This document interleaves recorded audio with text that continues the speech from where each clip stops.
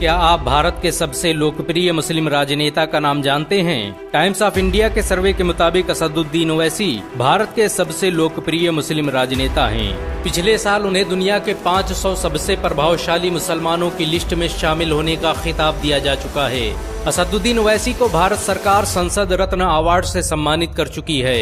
London से law graduate Owaisi आज भारत के सबसे ज्यादा पढ़े लिखे मुस्लिम राजनेता हैं। हैदराबाद में जन्मे ओवैसी के आज कई हॉस्पिटल और मेडिकल सेंटर चलते हैं, जिनमें लोगों का मुफ्त इलाज किया जाता है। असदुद्दीन ओवैसी का जन्म 13 मई 1969 को हैदराबाद में हुआ। ये वही शहर था जहां पैदा होने वाले नवाब मीर उस्मान ने 5 टन सोना दान किया था। असदुद्दीन ओवैसी के पिता सुल्तान सलाहुद्दीन ओवैसी ने भारत की आजादी में बड़ी भूमिका निभाई। यही वजह है कि लोग उन्हें सालार मिल्लत के नाम से पुकारते थे। बहुत कम लोग जानते हैं कि असदुद्दीन ओवैसी के ट्रस्ट सालार मिल्लत के तहत 12 कॉलेज, 9 स्कूल और 2 हॉस्पिटल चलते हैं। उनके जरिए बनाया गया ओवैसी स्कूल ऑफ एक्सीलेंस और दक्कन मेडिकल कॉलेज हैदराबाद का बेहतरीन कॉलेज है। उनके पॉलिटेक्निक कॉलेज, इंजीनियरिंग कॉलेज और कॉलेज ऑफ फार्मेसी में हजारों लोग शिक्षा हासिल करते हैं। असदुद्दीन ओवैसी ट्रस्ट हैदराबाद में पुलिस ट्रेनिंग कैंप भी चलाता है, जिसमें गरीब बच्चे आसानी से पुलिस की ट्रेनिंग ले सकते हैं। इस ट्रस्ट के जरिए लोगों के पढ़ने के लिए फ्री ट्यूशन की व्यवस्था की गई है। असदुद्दीन ओवैसी हैदराबाद की मजलिसे इत्तेहादुल मुस्लिमीन पार्टी के राष्ट्रीय अध्यक्ष भी हैं। आईमीम की स्थापना 1927 में हुई थी। आजादी के बाद ओवैसी के दादा अब्दुल वाहिद ओवैसी ने इसकी कमान संभाली और देखते ही देखते ये हैदराबाद की सबसे लोकप्रिय पार्टी बन गई। असदुद्दीन ओवैसी के आज विभिन्न सोशल मीडिया प्लेटफॉर्म पर 6 मिलियन से ज्यादा फॉलोअर हैं। आपको ये जानकर शायद हैरानी हो कि असदुद्दीन ओवैसी ने 1994 में अपने राजनीतिक जीवन की शुरुआत की। वो पहले क्रिकेटर बनना चाहते थे, लेकिन बाद में कानून की पढ़ाई के लिए लंदन चले गए। असदुद्दीन ओवैसी एक फास्ट बॉलर थे। उनका सिलेक्शन अंडर 25 क्रिकेट टीम में हो गया था। 1994 में वो विजी ट्रॉफी खेलने वाले शायद एकमात्र मुस्लिम थे।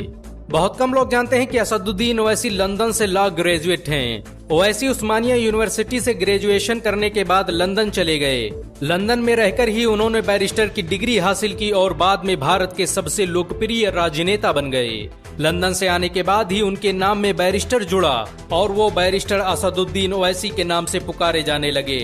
असदुद्दीन ओवैसी की लोकप्रियता का अंदाजा इसी बात से लगाया जा सकता है कि 1967 से लेकर आज तक उनकी पार्टी को 4 मीनार से कोई हरा नहीं सका। असदुद्दीन ने अपने पहले इलेक्शन में ही 40,000 वोटों से जीत हासिल की थी। असदुद्दीन ओवैसी के नेतृत्व में ही चुनाव आयोग ने 2014 में आईमीम को राज्य पार्टी का दर्जा दिया। उन्हीं के नेतृत्व में आईमीम को अन्य राज्यों में जीत हासिल हुई। असदुद्दीन ओवैसी का हैदराबाद की राजनीति में सिक्का चलता है। उनके कारण ही तेलंगाना में हर मस्जिद के इमाम को आज हर महीने 5,000 रुपए तनख्वाह दी जाती है। इस स्कीम का फायदा तेलंगाना के 9,000 से ज्यादा इमाम उठा रहे हैं। असदुद्दीन ओवैसी द्वारा बनवाए गए ओवैसी हॉस्पिटल में 2500 बेड और आसरा हॉस्पिटल में 1500 बेड की सुविधा उपलब्ध है। ओवैसी के कुछ अस्पतालों में 20 रुपए से कम कीमत पर 3 महीने तक मुफ्त इलाज किया जा सकता है। असदुद्दीन द्वारा बनवाए गए ओवैसी हॉस्पिटल को 2015 में एशिया के सबसे क्लीन और हाइजीन अस्पताल का अवार्ड दिया जा चुका है। इस हॉस्पिटल में काम करने वाले लोगों की संख्या 1000 के करीब है। असदुद्दीन ओवैसी हैदराबाद में यतीम बच्चियों और बेवाओं के लिए कई ट्रेनिंग कैंप चला रहे हैं, जहां उन्हें सिलाई कढ़ाई के साथ विभिन्न कामों की ट्रेनिंग दी जाती है।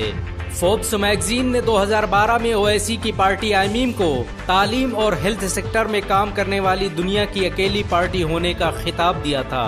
बहुत कम लोग जानते हैं कि असदुद्दीन ओवैसी 3 भाई हैं। उनके छोटे भाई अकबरुद्दीन ओवैसी अक्सर अपने बयानों को लेकर चर्चा में रहते हैं। वहीं उनके सबसे छोटे भाई बुरहानुद्दीन हैदराबाद के मशहूर अखबार एतमाद के संपादक हैं। ये अखबार हैदराबाद में बिकने वाला सबसे मशहूर अखबार है। इसकी स्थापना सन 2002 में की गई थी। असदुद्दीन ओवैसी की पार्टी आज पूरी भारत में बड़ी तेजी से पैर पसार रही है। पिछले कुछ चुनावों में मिली जीत से आईमीम के हौसले बुलंद हैं। यही वजह है कि विरोधी आईमीम पर बीजेपी की बी टीम होने का आरोप लगाते हैं, ताकि आईमीम को बदनाम किया जा सके। हालांकि ओवैसी चुनाव लड़ने को अपना संवैधानिक अधिकार बताते हैं। असदुद्दीन ओवैसी भारत में मुस्लिम मुद्दों पर मुखर होकर बोलने वाले एकमात्र नेता हैं। 3 तलाक से लेकर बाबरी मस्जिद और एनआरसी के मुद्दे पर वो खुलेआम सरकार की आलोचना करते रहे हैं। असदुद्दीन ओवैसी को मरहूम शहाबुद्दीन का बेहद करीबी माना जाता है। सरकारी आंकड़े के मुताबिक असदुद्दीन ओवैसी के पास 13 करोड़ से अधिक की संपत्ति है। असदुद्दीन ओवैसी मुसलमानों और दलितों को एक मंच पर लाने का काम कर रहे हैं। उन्हें आज हर जुल्म के खिलाफ बोलते हुए देखा जा सकता है। सच तो ये है कि भारत के युवाओं को असदुद्दीन में अपना नेता दिखाई देता है। अगर आप असदुद्दीन ओवैसी को एक बेहतरीन नेता मानते हैं तो इस वीडियो को लाइक और शेयर जरूर करें। ऐसी और वीडियो को देखने के लिए हमारे चैनल को सब्सक्राइब करें, घंटा जरूर दबाएं।